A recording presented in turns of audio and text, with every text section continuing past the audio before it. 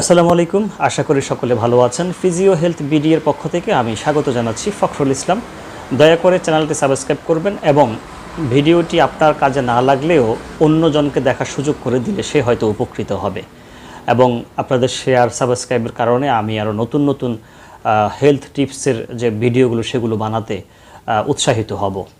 তো প্রথমত বলি যে বাংলাদেশ সহ বাংলাদেশের পার্শ্ববর্তী যে দেশগুলো রয়েছে এশিয়ার মধ্যে কয়েকটি দেশে নতুন করে করোনা আবার মাথাছাড়া দিয়ে উঠেছে।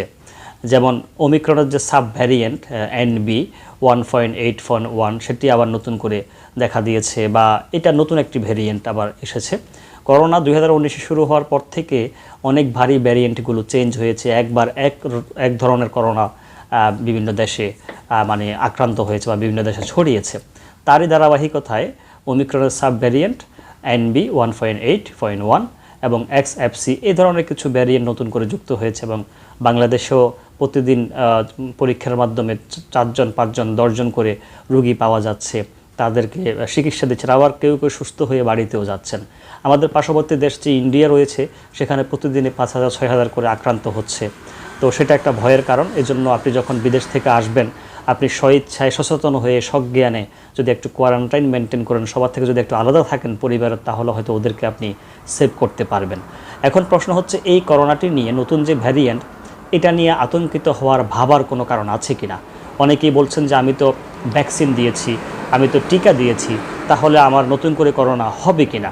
দেখুন, প্রথমত হচ্ছে রোগের অবস্থা অনুযায়ী আমাদের চিকিৎসা, প্রত্যেকটি রোগের জন্য এক ধরনের চিকিৎসা হয় না, সেটা আমরা সকলে জানি। প্রথমে এই যে নতুন যে ভ্যারিয়েন্টটি এসেছে সেটার একটু সিমটমগুলো বলি। আগে যে সিমটমগুলো হতো করোনা হলে সেগুলো এক্ষেত্রে একটু নেই। এক্ষেত্রে আপনার শরীর ব্যথা হতে পারে, গলা ব্যথা হতে পারে, নিউমোনিয়া হতে পারে, তারপর হচ্ছে ক্ষুধামন্দা, একেবারে অরুচি, মানে খেতে ইচ্ছা হবে না, এরকম কিছু বিষয়। করোনার যে ইনজেকশন বা টিকা নিয়েছেন সেটা এই ভ্যারিয়েন্টের ক্ষেত্রে কাজ করবে কিনা, না। এ পর্যন্ত বিজ্ঞানীরা বা চিকিৎসকরা বলছেন আগে যে ভ্যাকসিনটা নিয়েছেন সেগুলো এই নতুন ভ্যারিয়েন্টের ক্ষেত্রে কাজ করবে না। তাহলে আপনাকে অবশ্যই বাড়তি সচেতনতা নিতে হবে।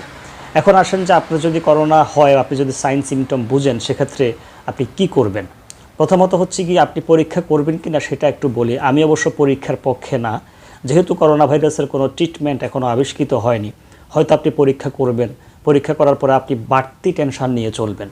বিগত সময়ে যে অসংখ্য মানুষ মারা গিয়েছে, করোনা ভাইরাসে আক্রান্ত হয়েছে, সেগুলো যাচাই বাছাই করে বিজ্ঞানীরা পেয়েছেন যারা করোনা পরীক্ষা করেছেন যারা মারা গিয়েছেন তাদের মধ্যে বেশিরভাগই ডিপ্রেশনে ভুগেছেন। ডিপ্রেশনে ভুগে টেনশন ফিল করে তারা অনেকটা বিপর্যস্ত হয়েছে।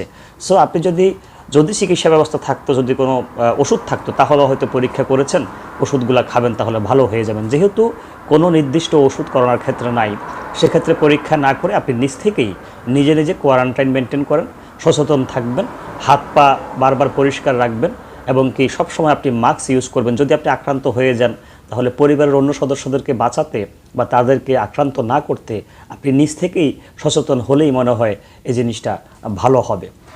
তো এক্ষেত্রে আমাদের করণীয় কী হবে? আমাদের করণীয় একটাই, আগের মতো আগে আমরা নিয়ম মানতাম যে 3 ফুট দূরত্বে অবস্থান করা এবং কি আমরা দেখি যে অনেকেই একসাথে দাঁড়িয়ে কথাবার্তা বলি, সেক্ষেত্রে একটু সতর্ক থাকা। বিদেশ থেকে কেউ যদি আসে তার সাথে একেবারে সান্নিধ্যে না যাওয়া, একটু দূরত্ব বজায় রেখে কথাবার্তা বলা। অবশ্যই মাস্কের চর্চাটি আমাদেরকে আবার নতুন করে বাড়াতে হবে। তাহলে হয়তো এই যাত্রায় নতুন যে ভ্যারিয়েন্টটি এসেছে সেটি হয়তো মানুষকে বেশি বিপর্যয়ের মুখে ফেলতে পারবে না। এক কথায়, করোনা ভাইরাসের যেহেতু কোনো ট্রিটমেন্ট নেই, আমরা বিগত 19 সাল থেকে এই বিষয় নিয়ে আমরা ভুগছি, কাজ করছি, বা আক্রান্ত অনেকে হয়েছেন, অনেকে বেঁচে গিয়েছেন। এক কথা হচ্ছে কি আপনি অবশ্যই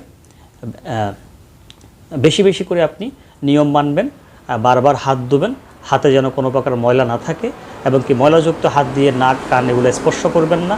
আর বেশি বেশি করে লিকুইড খাবার, তরল খাবারগুলো বেশি বেশি খাবেন এবং অতিরিক্ত সমস্যা হলে আপনি ডাক্তারের শরণাপন্ন হবেন। আর করোনা ভাইরাস যদি আপনার হয়ে যায়, আপনি যদি মনে করেন যে আপনার করোনা হয়েছে বা সাইন সিমটমগুলো দেখেন করোনা, সেক্ষেত্রে আপনি পরীক্ষা করতেও পারেন, না করলেও হবে, যেহেতু কোনো নির্দিষ্ট ওষুধ নেই। পরীক্ষা করলে আপনার হয়তো বাড়তি টেনশন হবে, সেই জায়গা থেকে আমি বলি পরীক্ষা না করাটাই মানে ভালো। সকলে ভালো থাকুন, সুস্থ থাকুন, নিরাপদে থাকুন এবং করোনা ভাইরাস নিয়ে আতঙ্কিত না হয়ে সচেতন থাকুন, সাবধানতা অবলম্বন করুন, নিয়মকানুনগুলো মেনে চলুন।